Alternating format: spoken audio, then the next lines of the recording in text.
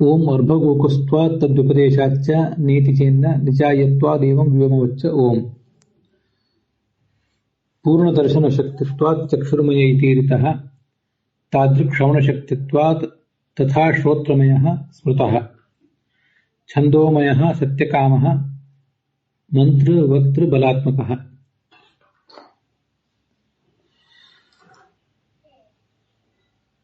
ಸರ್ವೇಂದ್ರಿಯಮಯೋ ವಿಷ್ಣು ಸರ್ವಪ್ರಾಣಿಷು ಸಂಸ್ಥಿತಃ ಸರ್ವನಾಮಾಭಿಧೇಯಶ್ಚ ಸರ್ವವೇದೋಚಿತಶ್ಚ ಸಹ. ಈ ಸೂತ್ರಕ್ಕೆ ಹೊಂದಿಕೊಂಡಂತೆ ನಾವೀಗ ತತ್ವಪ್ರದೀಪ ನೋಡಬೇಕಾಗಿದೆ. ತತ್ವಪ್ರದೀಪದಲ್ಲಿ ಹೆಚ್ಚಿನ ವಾಕ್ಯಗಳೇನೂ ಇಲ್ಲ. ಅಲ್ಲಿ ನಾವು ನೋಡಬೇಕಾದದ್ದು ಆಚಾರ್ಯರು ಐತರೇಯ ಭಾಷ್ಯದಲ್ಲಿ ಉದ್ಧರಿಸಿದಂತಹ ಶ್ಲೋಕಗಳನ್ನ ತತ್ವಪ್ರದೀಪಕಾರರೇನು ತಗೊಂಡಿದ್ದಾರೆ, ಹೆಚ್ಚು ಕಡಿಮೆ ಅವುಗಳನ್ನು ಮಾತ್ರ. ಅರ್ಭಕವಕಸ್ತ್ವ ಇತ್ಯಾದಿ ಸರ್ವೇಷು ಭೂತೇಷು ಇತಿ ಅಲ್ಪವಕಸ್ತ್ವ ಉಚ್ಯತೆ. ಈಗ ಪೂರ್ವ ಪಕ್ಷದವರು ಪ್ರಶ್ನೆ ಮಾಡಿದ್ರು, ಅಲ್ಪವಕಸ್ತ್ವವನ್ನು ಹೇಳಿದ್ದಾರೆ ಅಂತ. ಅಲ್ಪವಕಸ್ತ್ವವನ್ನು ಎಲ್ಲಿ ಹೇಳಿದ್ದಾರೆ ಅಂದ್ರೆ ಸರ್ವೇಷು ಭೂತೇಷು, ಎಲ್ಲ ಜೀವರಲ್ಲಿ ಅಂತ ವರ್ಣನೆ ಮಾಡಿದ್ದಾರೆ. ಜೀವರಲ್ಲಿ ಅಂತ ವರ್ಣನೆ ಮಾಡಿರುವುದರಿಂದ ಸರ್ವತ್ರ ಇರುವ ಭಗವಂತನನ್ನ ಕೇವಲ ಜೀವರಲ್ಲಿ ಮಾತ್ರ ಇರ್ತಾನೆ ಅಂತ ಹೇಳಿದ್ರಿಂದ ಅಲ್ಪವಕಸ್ತ್ವವನ್ನು ಅಂತ ಅಲ್ಪ ಪ್ರದೇಶ ವೃತ್ತಿತ್ವವನ್ನ ಹೇಳಿದಂತಾಯಿತು. ಸರ್ವಜೀವ ಹೃದಯ ಸುಶಿರಾಣ ಅಲ್ಪತ್ವ, ಎಲ್ಲ ಜೀವರ ಹೃದಯ, ಆ ಹೃದಯದ ಸುಶಿರ. ಸುಶಿರ ಅಂದ್ರೆ ರಂಧ್ರ ಅಂತ ಅದರ ಅರ್ಥ.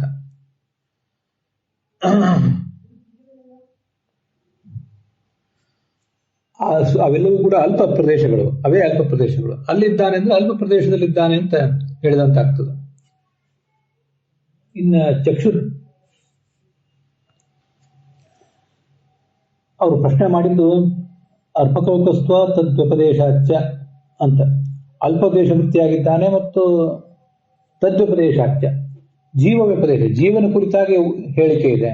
ಅದರಿಂದ ಸರ್ವಗತನಾದವನು ಜೀವನೇ ಆಗಬೇಕು ಅಂತ ಇನ್ನೊಂದು ಪ್ರಶ್ನೆ ಮಾಡಿದ್ರು. ಜೀವನ ಕುರಿತಾದ ಧರ್ಮಗಳನ್ನು ಹೇಳುವ ಮಾತು ಯಾವುದು ಅಂದ್ರೆ ಚಕ್ಷುರ್ಮಯತ್ವಾದಿನ ಆದಿತ್ಯ ಶಬ್ದೇನ ಚ ಜೀವ ವ್ಯಪದೇಶಶ್ಚ ಅಸ್ತಿ. ಜೀವನ ಕುರಿತಾದ ಹೇಳಿಕೆ ಅಲ್ಲಿದೆ. ಅದು ಎಲ್ಲಿ ಅಂದ್ರೆ ಅದು ಜೀವನಲ್ಲಿರುವ ಧರ್ಮಗಳನ್ನು ಹೇಳುವ ಭಾಗ ಯಾವುದು ಅಂದ್ರೆ ಚಕ್ಷುರ್ಮಯತ್ವಾದಿನ, ಕಣ್ಣಿನಿಂದ ಜ್ಞಾನವನ್ನು ಪಡೆಯುವವನು, ಕಿವಿಯಿಂದ ಜ್ಞಾನವನ್ನು ಪಡೆಯುವವನು ಅಂತ ಹೀಗೆಲ್ಲ ಇದೆ.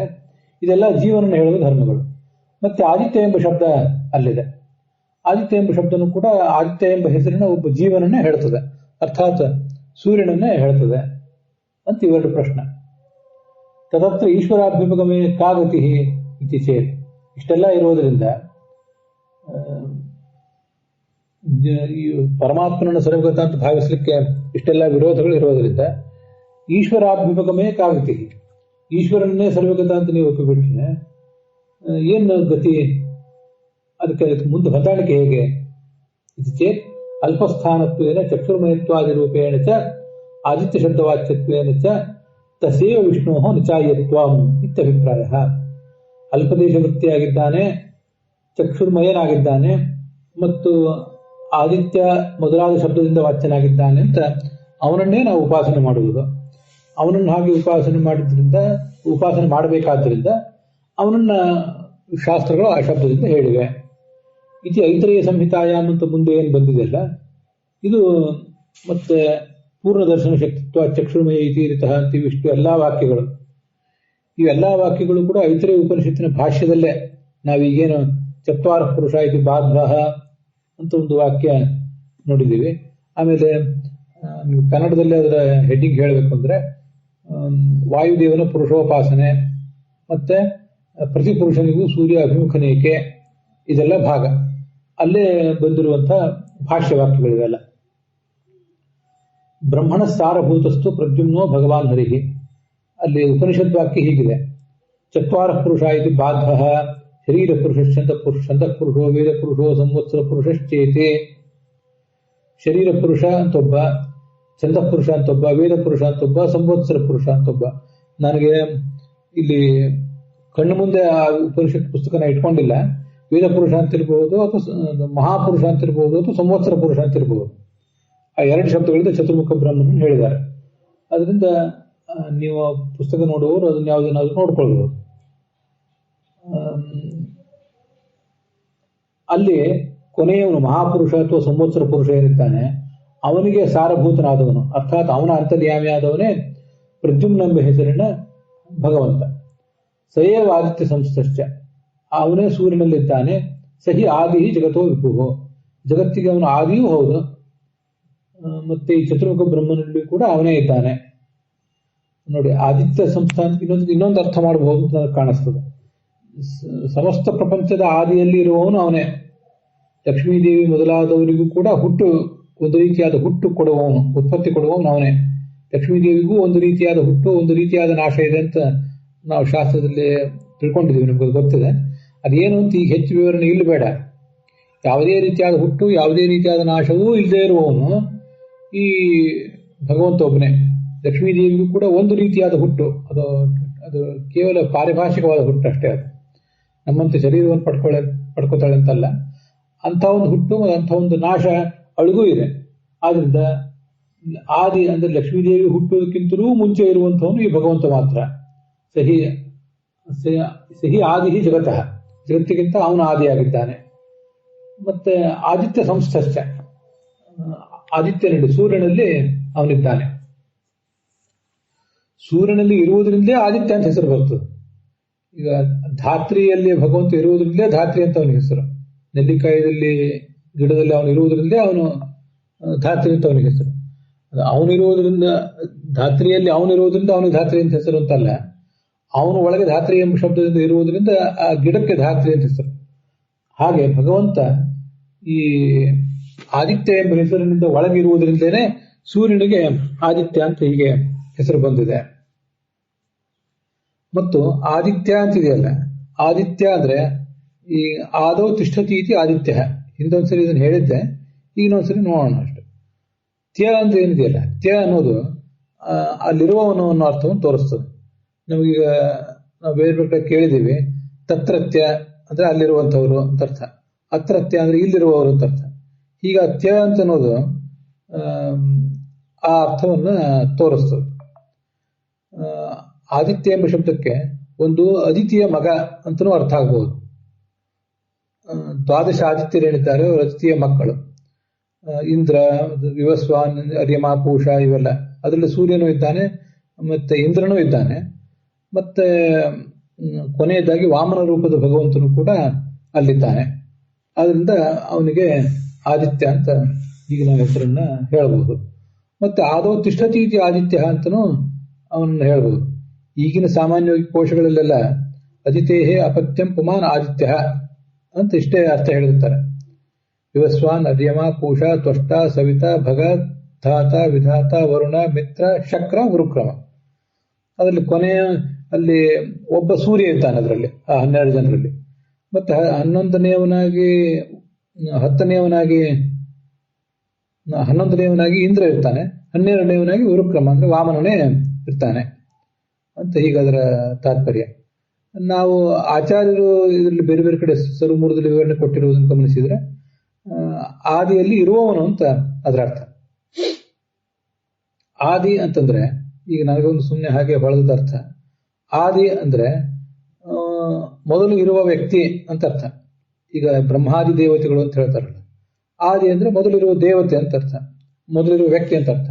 ಮೊದಲಿರುವ ವ್ಯಕ್ತಿಯಲ್ಲಿ ಇರ್ತಾನೆ. ಈ ಜಗತ್ತಿನ ಸೃಷ್ಟಿಗಿಂತ ಮೊದಲಿರುವ ವ್ಯಕ್ತಿ ಯಾರು? ಒಬ್ಬ ಚತುರ್ಮುಖ ಬ್ರಹ್ಮ. ಅವನೇ ಈ ಜಗತ್ತನ್ನು ಸೃಷ್ಟಿಸಿದವನು. ಮತ್ತೆ ಆದಿ ಅಂದ್ರೆ ಆ ಬ್ರಹ್ಮನಿಗಿಂತಲೂ ಮುಂಚೆ ಇರುವಂತಹ ಲಕ್ಷ್ಮೀದೇವಿ, ಅವಳಲ್ಲಿ ಇರುವಂಥವನು, ಲಕ್ಷ್ಮೀದೇವಿಯಲ್ಲಿ ಅಂತರ್ಗತನಾದವನು ಅಂತ ಹೀಗದ ಅರ್ಥ. ಅಥವಾ ಆದೌ ಲಕ್ಷ್ಮೀದೇವಿಯಲ್ಲಿ ತ್ಯಹ ಇದ್ದಾನೆ, ಆದೇಹೇ ತ್ಯಹ, ಆದಿಗಿಂತ ಪಂಚಮಿ ವಿಭಕ್ತಿ ಇನ್ನೊಂದು ಅರ್ಥ ಇಟ್ಕೊಂಡ್ರೆ ಅವಳಿಗಿಂತ ಮುಂಚೆ ಇದ್ದಾನೆ ಅಂತ ಹೀಗೆಲ್ಲ ಅದಕ್ಕೆ ಅರ್ಥ ಮಾಡ್ಬೋದು. ಅಲ್ಲಿ ಭಗವದ್ಗೀತಾದಲ್ಲಿ ಆದಿತ್ಯಾನಾಮಹಂ ವಿಷ್ಣು ಅಂತ ಹೀಗೆ ಅವನ ಬಗ್ಗೆ ಭಗವದ್ಗೀತಾದ 10ನೇ ಅಧ್ಯಾಯದಲ್ಲಿ ವಿಭೂತಿ ರೂಪಗಳನ್ನು ಹೇಳುವಾಗ ದ್ವಾದಶಾದಿತ್ಯರಲ್ಲಿ ನಾನು ವಿಷ್ಣು ಎಂಬ ಹೆಸರಿನಿಂದ ಇದ್ದೇನೆ, ದ್ವಾದಶಾದಿತ್ಯರಲ್ಲಿ ನಾನು ಮುಖ್ಯ ಅಂತ ಹೀಗೆ ಅದನ್ನ ಹೇಳ್ಕೊಂಡಿದ್ದೆ. ಈ ಅರ್ಥಗಳನ್ನು ಅದು ಕಾಣಬಹುದು. ತತಶ್ಚ ಸರ್ವಭೂತೇಷು ಜೀವಾನಾಂ ವಿನಿಯಾಮಕ. ಇಲ್ಲಿ ನೋಡಿ, ಸಹಿ ಆದಿ ಜಗತೋ ವಿಭು. ಇಲ್ಲೇ ಆಚಾರ್ಯರು ಆದಿತ್ಯ ಅನ್ನೋ ಶಬ್ದದ ಅರ್ಥವನ್ನು ಹೇಳಿದ್ದಾರೆ. ಒಂದು ಆದಿತ್ಯನಲ್ಲಿ ಇದ್ದಾನೆ ಅಂತ ಒಂದು ಅರ್ಥ, ಸೂರ್ಯನಲ್ಲಿ ಇದ್ದಾನೆ. ಇನ್ನೊಂದು ಅವನು ಆದಿಯೂ ಆಗಿದ್ದಾನೆ ಮತ್ತು ತನೂ ಆಗಿದ್ದಾನೆ, ಯನೂ ಆಗಿದ್ದಾನೆ. ಆದಿ ತ ಯ ಆದಿಶ್ಚ ತಶ್ಚ ಯಶ್ಚ ಅಂತ ಇಷ್ಟು ಅದರ ಅರ್ಥಗಳನ್ನ ಅಲ್ಲಿ ತೋರಿಸ್ತಾ ಇದ್ದಾರೆ ಅವರು. ಆದಿ ಅಂದ್ರೆ ತಾನೇ ಮೂಲನಾಗಿದ್ದಾನೆ ಎಲ್ಲದಕ್ಕೂ, ಮತ್ತೆ ಸರ್ವಭೂತೇಶು ತಥನಾಗಿದ್ದಾನೆ. ಮುಂದೆ ಜೀವಾನ ವಿನಿಯಾಮಕ, ಅವರೆಲ್ಲರೂ ಕೂಡ ನಿಯಾಮಕರಾದ್ರಿಂದ ಅವನನ್ನ ಯ ಅಂತ ಹೇಳ್ತಾರೆ. ನಿಯಾಮಕ ಅಥವಾ ಜ್ಞಾನ ರೂಪ. ನೀವು ಜ್ಞಾನವನ್ನು ಕೊಟ್ಟು ನಿಯಮನ ಮಾಡುವುದರಿಂದ ಅವನನ್ನು ಆದಿತ್ಯ ಅಂತ ಹೇಳ್ತಾರೆ. ಅಲ್ಲಿ ಯ ಅಂತ ಏನಿದೆಯಲ್ಲ ಅದು ಯಾ ಪ್ರಾಪಣೆ ಧಾತು. ತ ಅನ್ನೋದು ತನ್ನು ವಿಸ್ತಾರ ಧಾತು. ತನ್ನು ವಿಸ್ತಾರ ಧಾತುವಿನ ಮೇಲೆ ತಥ ಅಂತ ಹೀಗಾಗ್ತದೆ. ವ್ಯಾಪ್ತ ಅಂತ ಅರ್ಥ. ತ ಪ್ರತ್ಯಯ ಅದು ವ್ಯಾಪ್ತ ಅನ್ನೋ ಅರ್ಥವನ್ನು ಹೇಳ್ತದೆ. ಅಲ್ಲಿ ಇಂಥ ಕೆಲವು ಅಕ್ಷರಗಳಿದ್ದಾಗ ಅಲ್ಲಿ ಒಂದೇ ಅಕ್ಷರ ಉಳಿತದೆ, ಎರಡೆರಡು ಅಕ್ಷರ ಇದ್ದಾಗ. ಹಾಗಾಗಿ ಆದಿಶ್ಚ ತಶ್ಚ ಅಂತ ಇಷ್ಟ ಆಯ್ತು. ಮುಂದೆ ಯ ಅಂತ ಅನ್ನೋದೇನಿದೆಯಲ್ಲ ಸ್ವಯಂ ಜ್ಞಾನ ರೂಪ. ಸ್ವಯಂ ಜ್ಞಾನ ರೂಪನಾದ್ರಿಂದಲೇ ಅವನು ಇನ್ನೊಬ್ಬರಿಗೂ ಜ್ಞಾನವನ್ನು ಕೊಟ್ಟು ಅವರನ್ನ ನಿಯಮಿಸ್ತಾನೆ. ಆದ್ರಿಂದ ಆದಿಶ್ಚ ತಶ್ಚ ಯಹ ಚ ಆದಿತ್ಯ. ಸಯೇವಾದಿತ್ಯ ವಿಷ್ಣು ಪ್ರದ್ಯುಮ್ನಾವಿದೋ ಹರಿಹಿ. ಯಹ ಪ್ರದ್ಯುಮ್ನಾವಿದೋ ಹರಿಹಿ. ಪ್ರದ್ಯುಮ್ನ ಮೇಸರಿನ ಭಗವಂತ ಏನಿದ್ದಾನಲ್ಲ ಅವನೇ ಸೂರ್ಯನಲ್ಲಿ ಇದ್ದಾನೆ. ಸಯೇವ ಸರ್ವಭೂತೇಶು ಅನಿರುದ್ಧತನು ಸ್ಥಿತ. ಎಲ್ಲ ಭೂತಗಳ ದೇಹದಲ್ಲಿಯೂ ಕೂಡ ಅನಿರುದ್ಧ ಎಂಬ ಹೆಸರಿನಿಂದ ಅವನೇ ಇದ್ದಾನೆ. ಸಂಕರ್ಷಣೋ ವಾಸುದೇವ ಇದು ಏಕಃ ಚತುರ್ವಿಧ. ವಾಸುದೇವ, ಸಂಕರ್ಷಣ, ಪ್ರದ್ಯುಮ್ನ, ಅನಿರುದ್ಧ ಎಂಬುದಾಗಿ 5 ರೂಪದಿಂದ ಅವನೇ ಇದ್ದಾನೆ. ಆ ಚತ್ವಾರ ಪುರುಷ ಇದು ಬಾಘ ಅಂತ ಅಲ್ಲೇನು ಬಂದಿದೆ. ಶಿವನಲ್ಲಿ ಒಂದು ರೂಪ ಇದೆ, ಮುಂದೆ ಶೇಷನಲ್ಲಿ ಒಂದು ರೂಪ, ಮತ್ತೆ ಗರುಡನಲ್ಲಿ ಒಂದು ರೂಪ. ಈ 4 ಪುರುಷರು, ಅವರಲ್ಲಿ 4 ರೂಪಗಳು ಅಂತ ವರ್ಣನೆ ಮಾಡಿದ್ದಾರೆ. ಆದಿತ್ಯ ಅನ್ನೋ ಶಬ್ದದ ನಿಷ್ಪತ್ತಿ ಹೇಗೆ? ತಿಷ್ಠತಿ ಇದೆ ಆದಿತ್ಯ ಅಂತ ನಾನು ಹೇಳಿದ್ನಲ್ಲ, ಅದರ ನಿಷ್ಪತ್ತಿ ಹೇಗೆ ಅಂದ್ರೆ ಆದಿ ಅಂತ ಒಂದು ಶಬ್ದ, ಅದು ಆದ ಒಂದು ಸಪ್ತಮಿ ವಿಭಕ್ತಿ ತಗೊಳ್ತೇವೆ. ಅಲ್ಲಿ ಮುಂದೆ ತಿಷ್ಠತಿ ಎಂಬ ಅರ್ಥದಲ್ಲಿ ಅಥವಾ ಭವತಿ ಎಂಬ ಅರ್ಥದಲ್ಲಿ ತೆಪ್ ಪ್ರತ್ಯಯ ಬಂದಿದೆ. ಅವ್ಯಯ ತೆಪ್. ಈ ತತ್ರ, ಅತ್ರ ಇತ್ಯಾದಿ ಶಬ್ದಗಳ ಮೇಲೆ ತೆಪ್ ಅಂತ ಪ್ರತ್ಯಯ ಬರ್ತದೆ. ಅದರಿಂದ ತತ್ರತ್ಯ, ಅತ್ರತ್ಯ ಅಂತ ಹೀಗೆಲ್ಲ ಆಗ್ತದೆ. ಇಲ್ಲಿ ಭವ ಎಂಬ ಅರ್ಥದಲ್ಲಿ, ಅಲ್ಲಿ ಇದ್ದಾನೆ ಎಂಬ ಅರ್ಥದಲ್ಲಿ, ಅಥವಾ ತಿಷ್ಠತಿ ಎಂಬ ಅರ್ಥದಲ್ಲಿ. ಅಲ್ಲಿರುವ ಭವ ಎಂಬ ಧಾತುವು ಅಲ್ಲಿ ಉಳಿದಿಲ್ಲ, ಅಥವಾ ಷ್ಠಾಗತಿ ನಿವೃತ್ತ ಧಾತುವು ಅಲ್ಲಿ ಉಳಿಯೋದಿಲ್ಲ. ಅಲ್ಲಿ ಉಳಿಯೋದು ಆ ತೆಪ್ ಪ್ರತ್ಯಯ ಮಾತ್ರ. ಅವರೇನು ಈಗಿನ ವ್ಯಾಕರಣದಲ್ಲಿ ಏನು ಹೇಳ್ತಾರೆ, ಅವ್ಯಯಾತ್ಯಪ ಅಂತ. ತತ್ರ ಅತ್ರ ಅನ್ನೋದು 2 ಅವ್ಯಯಗಳು. ಅವ್ಯಯಗಳ ಮೇಲೆ ತೆಪ್ ಪ್ರತ್ಯಯ ಬಂದಿದೆ ಅಂತ ಇವ್ರು ಹೇಳ್ತಾರೆ. ಅದು ಅವ್ಯಯದ ಮೇಲೆ ಬರಬೇಕು ಅಂತ ಏನಿಲ್ಲ, ಯಾವುದ್ರಲ್ಲ ಯಾವ ನಾಮಪದದ ಮೇಲಾದರೂ ಬರಬಹುದು ಅಂತ ಮಹಾವ್ಯಾಕರಣ ಇತ್ಯಾದಿಗಳ ಅನುಸಾರವಾಗಿ ನಾವು ಅದರ ವ್ಯಾಪ್ತಿಯನ್ನ ಹಿಗ್ಗಿಸಿಕೊಂಡಂತೆ ಕಾಣಿಸ್ತದೆ. ಇಲ್ಲದೆ ಹೋದ್ರೆ ತತ್ರತ್ಯ ಅತ್ರತ್ಯ, ಅದ್ರ ಹೊರತು ಬೇರೆ ಕಡೆಯಲ್ಲೂ ಕೂಡ ದೇಶತ್ಯ, ಆಕಾಶತ್ಯ ಅಂತ ಹೀಗೆಲ್ಲ ಬೇರೆ ಶಬ್ದಗಳೆಲ್ಲೂ ಕೂಡ ಕಾಣಿಸಿಲ್ಲ. ಅವ್ಯಯಗಳು ಅಂತ ಅಲ್ಲಿ ಕಾಣಿಸೋದು. ಅವ್ಯಯಾತ್ಯಪ ಅಂತಾನೆ. ಸರ್ವದೇಹಾಭಿಮಾನೀತು ಶರೀರ ಪುರುಷ ಶಿವ. ಎಲ್ಲರ ದೇಹಕ್ಕೆ ಅಭಿಮಾನಿಯಾಗಿ ಶರೀರ ಪುರುಷ ಅಂತ ಕರೆಸ್ಕೊಂಡಿರುವವನು ಶಿವ. ಇದು ನೋಡಿ, ಶಿವ ಮನೋಭಿಮಾನಿ, ಅದು ನಮ್ಗೆ ಗೊತ್ತಿದೆ. ದೇಹಾಭಿಮಾನಿಯೂ ಹೌದು. ಪ್ರಾಸಂಗಿಕವಾಗಿ ನಾವು ಶಿವನನ್ನು ಆರಾಧನೆ ಮಾಡುವಾಗ ಶರೀರಾಭಿಮಾನಿ, ಮನೋಭಿಮಾನಿ, ಅದರಲ್ಲಿ ಕೂಡ ಮನನ ಮಾಡಿಸುವ ಮನೋಭಿಮಾನಿ. ದಾಂಪತ್ಯದ ದೇವತೆ ನಮಗದೆಲ್ಲ ಗೊತ್ತಿರಬೇಕು. ವಿದ್ಯಾಭಿಮಾನಿ, ವಿದ್ಯಾದಾಯಕ, ಇದು ಶಿವನ ಗುಣ ಇದು. ಮತ್ತೆ ಸರ್ವ ವರ್ಣಾಭಿಮಾನಿತು ಶೇಷೋಸೋ ಛಾಂದಸ ಪುಮಾನ್. ಎಲ್ಲ ವರ್ಣಗಳ ಅಭಿಮಾನಿ ಶೇಷ, ಅವನನ್ನ ಛಂದಃ ಪುರುಷ ಅಂತಾರೆ. ಸರ್ವ ವೇದಾಭಿಮಾನಿಯಾದ ಗರುಡನನ್ನ ವೇದ ಪುರುಷ ಅಂತಾರೆ. ಸಂವತ್ಸರಾಭಿಮಾನಿಯಾದ ಬ್ರಹ್ಮನನ್ನ ಮಹಾಪುರುಷ ಅಂತಂತಾರೆ. ನೋಡಿ, ಇಲ್ಲಿ ಶಾರ ಶಿವಸ್ಯ ಅನಿರುದ್ಧ ನಾಮ ದೇಹಸ್ಥಿತೋ ಹರಿಹಿ. ಶಿವನಲ್ಲಿ ಅನಿರುದ್ಧ ಎಂಬ ಹೆಸರಿನಿಂದ ಭಗವಂತ ಇದ್ದಾನೆ. ಇದು ಅನಿರುದ್ಧ ಎಂಬ ಹೆಸರಿನಿಂದ ಬಂದದ್ದು. ಅದನ್ನೇ ಇಲ್ಲಿ ಸಯೇವ ಸರ್ವಭೂತೇಶು ಅನಿರುದ್ಧತನು ಸ್ಥಿತ ಅಂತ ಈಗ ತ್ರಿವಿಕ್ರಮ ಪಂಡಿತರು ಉದ್ಧಾರ ಮಾಡಿದ್ರಲ್ಲಿ ಬಂದಿದೆ ನೋಡಿ. ಅಂತೂ ಶಿವನಲ್ಲಿ ಅನಿರುದ್ಧ ಎಂಬ ಹೆಸರಿನಿಂದ ದೇಹದಲ್ಲಿ ಭಗವಂತ ಇದ್ದಾನೆ. ಮುಂದೆ ವಾಸುದೇವ ಎಂಬ ರೂಪದ ಭಗವಂತ ಶೇಷನಲ್ಲಿ ಇದ್ದಾನೆ. ವಾಸುದೇವ ಶೇಷಸ್ಯ ಸಾರಃ. ಮುಂದೆ ಸಂಕರ್ಷಣ ರೂಪದ ಭಗವಂತ ಅವನು ಸಂಕರ್ಷಣಾಖ್ಯಸ್ತು ಹರಿ ಸಾರಸ್ಸ ಗರುಡಸ್ಯ ಚ. ಸಂಕರ್ಷಣ ರೂಪದ ಭಗವಂತ ಗರುಡನಲ್ಲಿ ಇದ್ದಾನೆ. ಪ್ರತಿಪೂರುಷಮೇ ತಸ್ಮಾತ್ ಸ್ಥಿತೋ ವಿಷ್ಣು ನಿಯಾಮಕ. ಇದು ಈಗ ಐತರೇಯ ಭಾಷ್ಯದ ಆ ವಾಕ್ಯಗಳನ್ನು ಗಮನಿಸಿ ತ್ರಿವಿಕ್ರಮ ಪಂಡಿತರು ಹೇಳಿದ್ರು. ಪ್ರತಿಯೊಬ್ಬ ಪುರುಷನಿಗೂ ಕೂಡ ಅವನು ಸೂರ್ಯ ಎದುರಿಗಿರ್ತಾನೆ. ನಾವು ಈ ಜಗತ್ತಲ್ಲಿ ಎಷ್ಟೇ ಜನ ಇದ್ರು ಕೂಡ, ಭೂಮಿಯಲ್ಲಿ ನಿಂತ್ಕೊಂಡವರು ಆ ಭಗವಂತನ ಸೂರ್ಯನನ್ನು ನೋಡ್ತಾ ಇದ್ರು ಕೂಡ ಪ್ರತಿಯೊಬ್ಬರಿಗೂ ಅವನು ಅಭಿಮುಖನಾಗಿ ಕಾಣ್ತಾನೆ. ಅವನೊಳಗೆ ಭಗವಂತನು ಕೂಡ ಇರ್ತಾನೆ, ನಿಯಾಮಕನಾಗಿ ಭಗವಂತ ಇರ್ತಾನೆ. ಆದಿತ್ಯಾದಿಶುಚ ಸ್ಥಿತ್ವ ಜ್ಯೋತಕೋಸೋ ಪ್ರತಿ ಆದಿತ್ಯ ಮತ್ತೆ ಅಲ್ಲಿ ದಿಕ್ಕು ಅಂತ ಈಗೇನು ಕೆಲವು ಬೇರೆ ಬೇರೆ ಮಾತುಗಳು ಬಂತಲ್ಲ ಈ ಹಿಂದೆ, ದಿಕ್ಕುಗಳು ಮತ್ತೆ ಪೃಥ್ವಿ ಇತ್ಯಾದಿಗಳು, ಅಲ್ಲಿ ಎಲ್ಲಾ ಕಡೆಯೂ ಕೂಡ ಇದ್ದು ದ್ಯೋತಕ ಅಸೌ ಪ್ರತಿ ದ್ಯೋತಕ ಅಂತಿದೆ, ಅದೇನು ಬೆಳಗಿಸ್ತಾನೆ ಅಂತ ಅರ್ಥ ಇದ್ದಿರಬೇಕು, ನನಗೆ ಸ್ಪಷ್ಟವಾಗಿ ನೆನಪಿಗೆ ಬರ್ತಿರ್ಲಿಲ್ಲ ಇಲ್ಲಿ. ಮತ್ತೆ ಅವನಿಗೆ ಚಿತ್ರಂ ದೀವಾನ ಮುದಗಾದನೀಕಂ ಚಕ್ಷುರ್ಮಿತ್ರ ಸವರ್ಣಸ್ಯಾಗ್ನೇಯ ಅಂತ ಒಂದು ವೇದವಾಕ್ಯ, ಋಗ್ವೇದದ ವೇದವಾಕ್ಯ. ಆ ಋಗ್ವೇದದ ವೇದವಾಕ್ಯವನ್ನ ಐತರೇಯ ಉಪನಿಷತ್ತೇ ಕೋಟ್ ಮಾಡಿದೆ, ತದುಕ್ತಂ ಋಷಿಣ ಅಂತ. ಹೀಗೆ ನೀವು ಅಲ್ಲೇ ಅದನ್ನ ಮುಂದೆ ನೋಡಿದ್ರೆ ಅದ್ರದ್ದು ಕೆಲವು ಅರ್ಥಗಳನ್ನು ಹೇಳ್ತಾ ಇದ್ದಾರೆ ಇಲ್ಲಿ. ಅವನಿಗೆ ಯಾಕೆ ಚಿತ್ರ ಅಂತ ಹೇಳ್ತಾರೆ? ಚಿತ್ರಂ ದೀವಾನಾಂ ಉದಗಾದನೀಕಂ. ಚಿತ್ರ ಅಂತ ಯಾಕೆ ಹೇಳ್ತಾರೆ ಅಂದ್ರೆ, ಚಿತ್ರ ಅಂದ್ರೆ ಬರೀ ಆಶ್ಚರ್ಯಕರ ಅಂತ ಅರ್ಥ ಅಲ್ಲ, ಚಿತ್ರ ಅಂತ ಅರ್ಥ. ಅದಕ್ಕೆ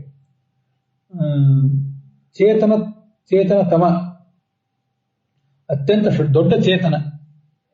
ಚಿತ್ರ ಅಂತ ಹೇಳ್ಬೇಕೋ ಬಿಡು, ಅದು ನನಗೆ ಅಷ್ಟು ಸ್ಪಷ್ಟವಾಗಿ ನೆನಪು ಬರಲಿಲ್ಲ, ಏನೋ ಬಾಯಲ್ಲಿ ಬಂತು ಹೇಳಿದೆ.